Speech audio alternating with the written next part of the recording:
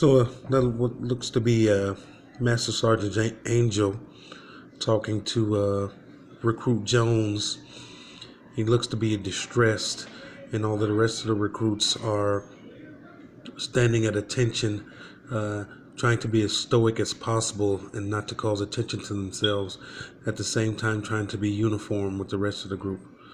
Airman Smith, down there in the back, stands out in the crowd, looking for the attention that he may get from the drill instructor. Right now, this could be a person who's came into boot camp with long hair, was a hippie, never left the town he came from,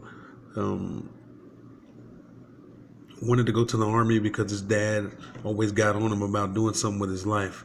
So now here he is in a situation where a man he's never met before is yelling at him and telling him what he needs to do. He needs to remember all his general orders in a timely manner, or he'll be forced to do push-ups, or make everyone else in his division or his company do those push-ups.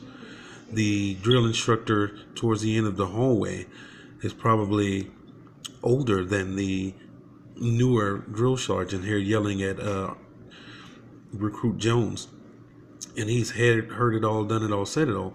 So he has a lackadaisical attitude towards this portion of the boot camp, where the whole design is to break you and to make you adhere to the will of the drill sergeant. The recruits on the other end of the aisle, or on the other side of the aisle, are simply waiting for their orders from the other drill instructor, and giving themselves an opportunity to not to go unnoticed. They all came into boot camp with long hair, and they were forced to shave it, and none of them were ready for the harsh reality of boot camp, save for one, and that would be Recruit standing next to Recruit Jones, and that would be Recruit Merriweather.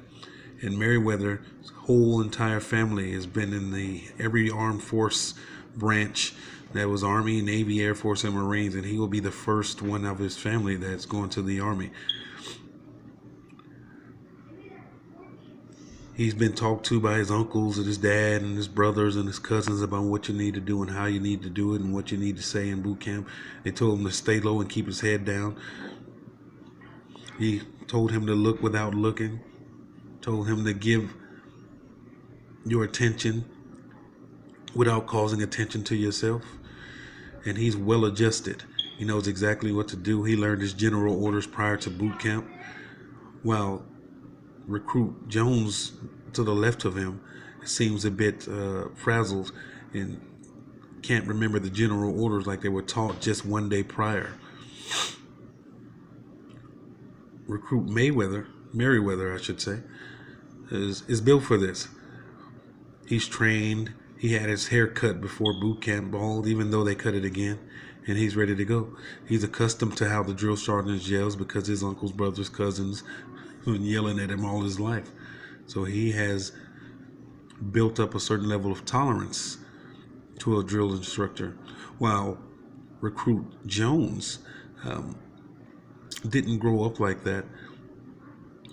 He felt a certain level of abandonment from his father. He had some feelings of inadequacy as to whether or not he was homosexual or not. So he figured he'd go to the Army to